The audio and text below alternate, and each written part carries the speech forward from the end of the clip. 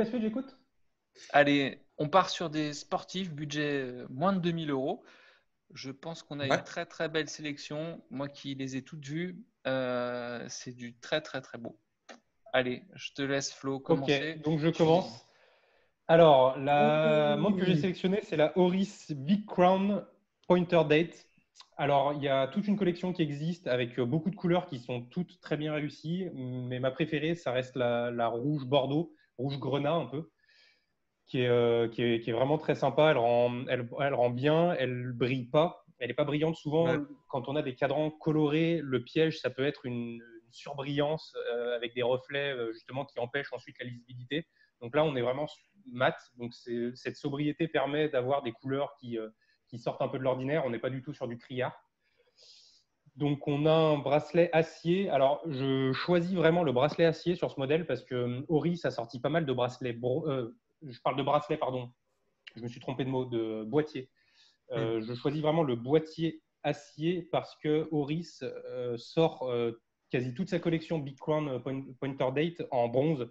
Et le bronze, j'aime pas du tout. Alors, le bronze neuf, il est super beau. Le bronze d'Oris, il est bien réussi. Quand on l'essaye, on se dit, ah, super, il y a un bel équilibre. Sauf qu'ensuite, en termes de vieillissement, le bronze, c'est vraiment pas quelque chose que j'affectionne. Alors, il y en a qui aiment. Ensuite, si on plonge avec, si on se baigne avec, ça peut avoir une teinte verte très sympa, très appréciée.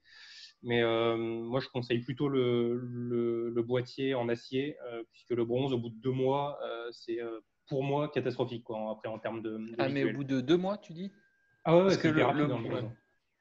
Ça D'accord, va parce très que le vite. En fait, bronze, c'est quoi? C'est un si tu la alliage. portes, si tu la portes, la montre avec,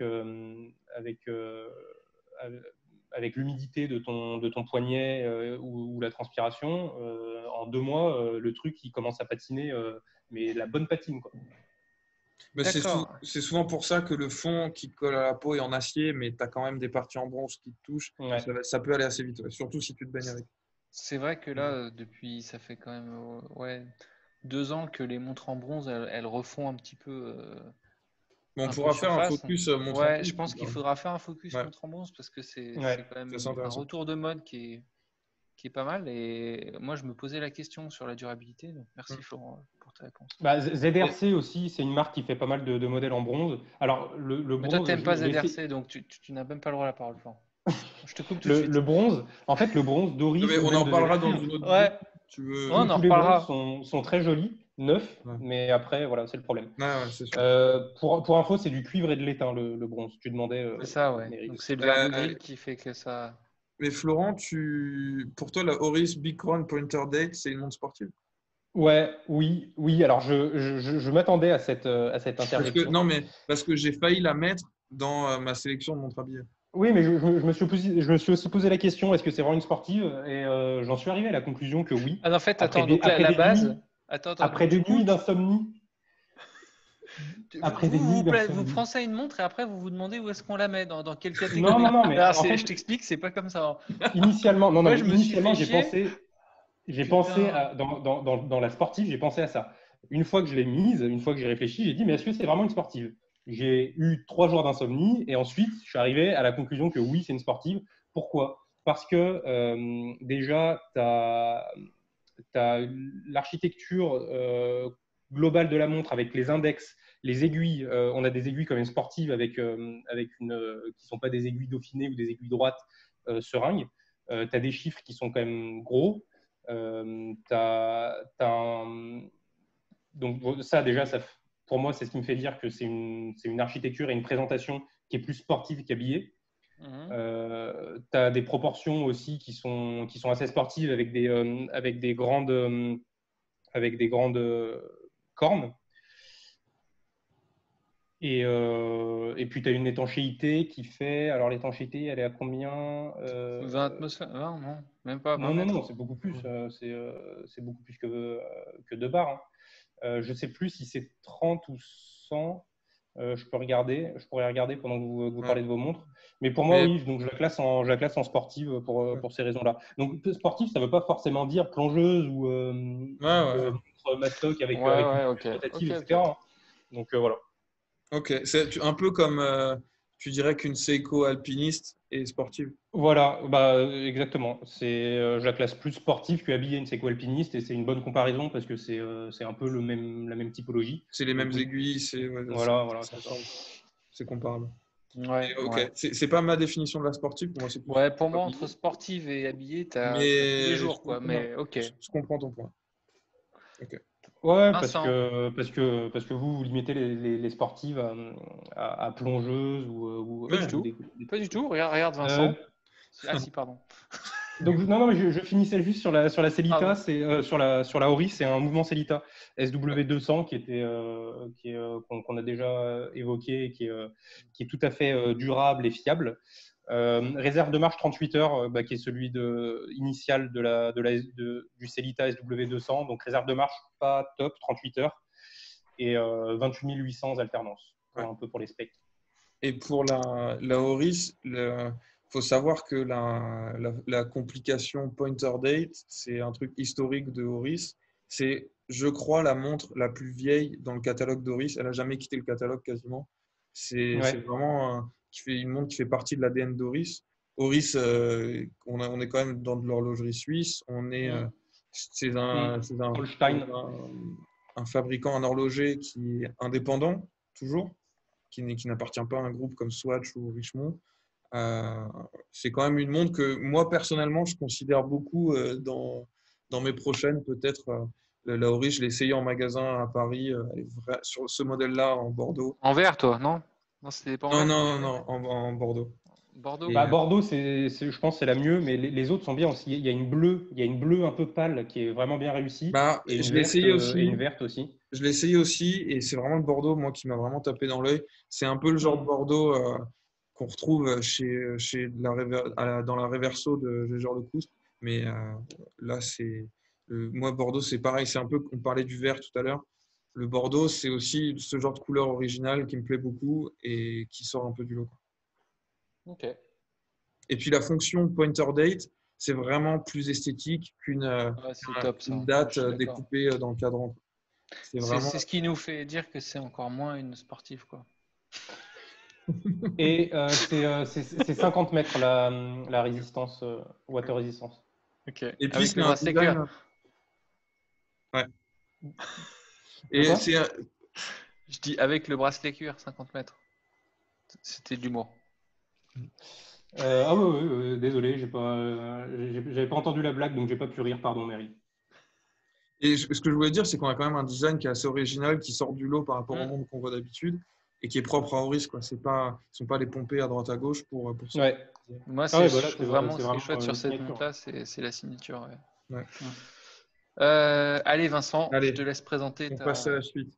Alors moi, j'ai choisi la Longines Legend Diver, qui est du coup dans la collection héritage de Longines, qui est une réédition, une reissue de leur modèle Legend Diver, qui était un de leurs modèles vintage de plongeuse vintage. Donc là, ils l'ont refait, donc on a l'aspect vintage avec les indices, les marqueurs qui sont un peu couleur crème, comme si c'était passé. C'est une plongeuse, mais qui est quand même assez habillée. Voilà, c'est une plongeuse parce que elle tient à 300 mètres. On a la lunette la lunette des plongeuses qui du coup elle est à l'intérieur et sous le verre, qui est réglable avec la deuxième couronne. Donc les deux couronnes sont vissées. Donc on est vraiment sur une plongeuse. Je te coupe juste sur ce point-là, puisque tu parles de la lunette. Moi, je trouve sur cette montre, son gros inconvénient et c'est même quasi inexplicable, c'est de faire une plongeuse avec lunettes intérieures, quoi. Tu peux avoir des lunettes intérieures, mais faire une plongeuse avec lunettes intérieures, tu peux pas t'en servir sous l'eau. Donc, Tu peux moi, pas je t'en préfère servir sous l'eau Normalement, parce qu'il faut. Je suis d'accord. tu règles avant. Hein. Il faut dévisser la couronne pour actionner la lunette. Et donc, si on dévisse la couronne, on a le problème que l'eau peut rentrer. Maintenant, pour moi, un plongeur, il va la régler avant et ensuite, il va sous l'eau. Voilà.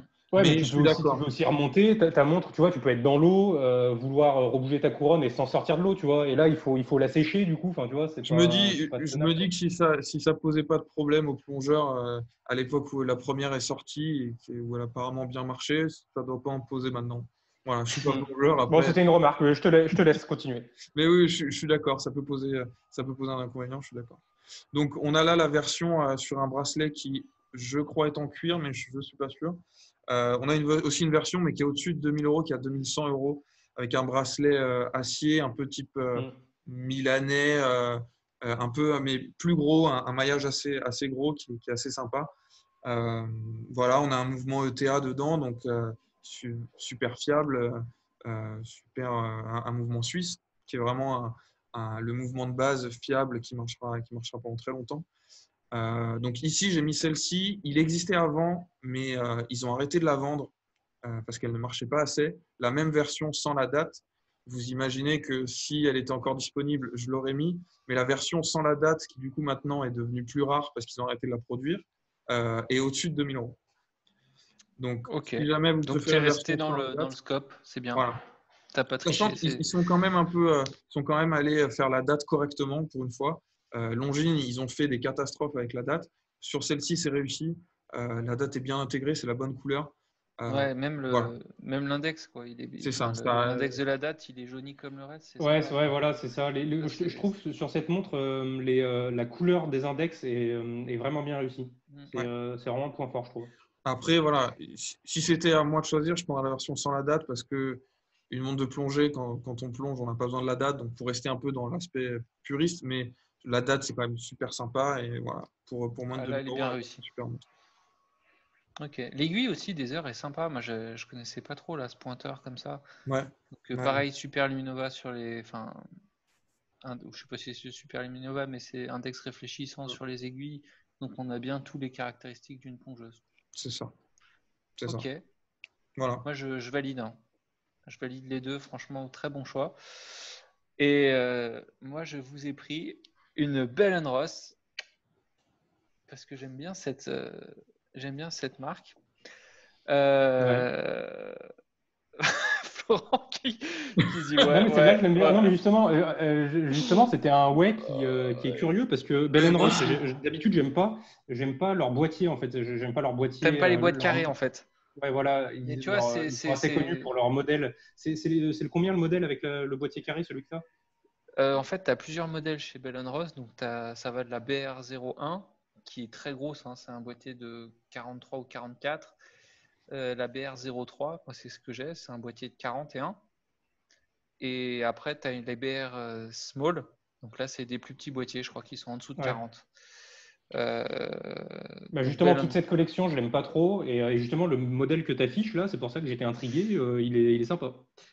Enfin, j'aime bien. surtout que ça doit être le seul chez Bell & Ross qui est en dessous de 2000 euros. Mhm. Donc, ce qui est assez rare sur cette manufacture, parce qu'on est plutôt sur 3005 jusqu'à 5000 euros. Puis après, il y a toutes Ouais. les complications, tourbillons, etc. Donc, ça, là, j'en parle pas. C'est vrai que Bell & Ross, ça fait à la fois. Enfin, c'est comment dire.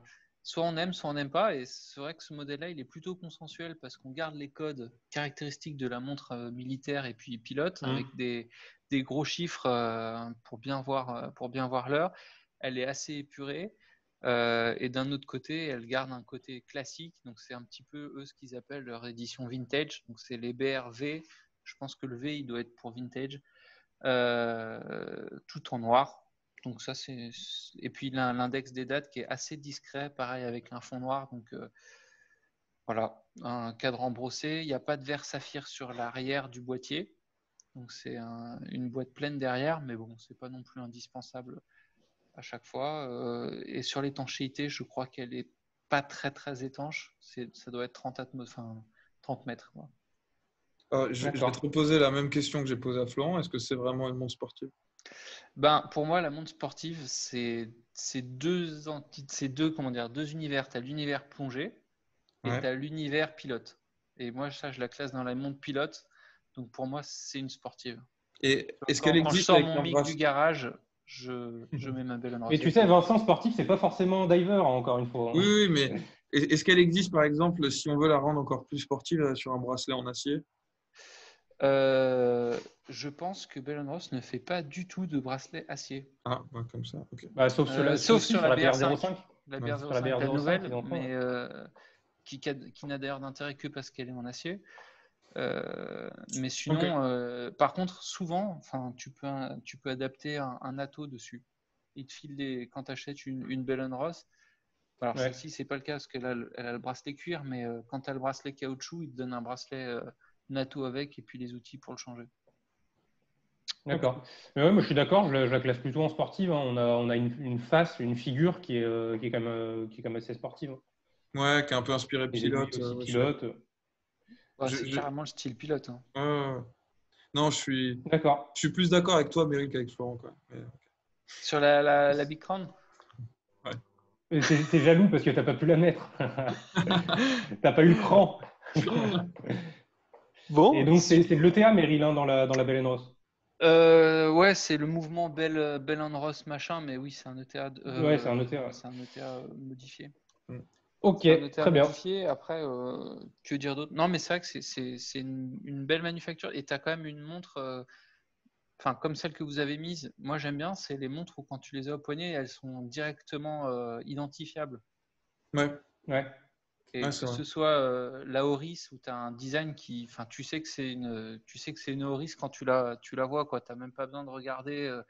Elle, du premier coup Ouais, d'œil, tu sais ce que tu as. C'est comme la Longines. Et pareil sur la Bell & Ross, moi j'aime bien. C'est ces montres qui ont un caractère un peu fort. ouais, je suis Je ne d'accord. retrouve pas forcément le design sur d'autres. Ouais. Voilà.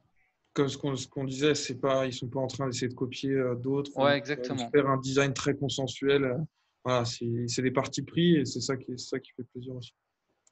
Et pour revenir sur Ben Ross, ils ont fait des modèles, je ne sais pas si c'est les mêmes gammes de prix ou pas, mais ils en ont fait des modèles avec boîtier rond comme ça, dans d'autres couleurs que noir, que j'ai trouvé super sympa.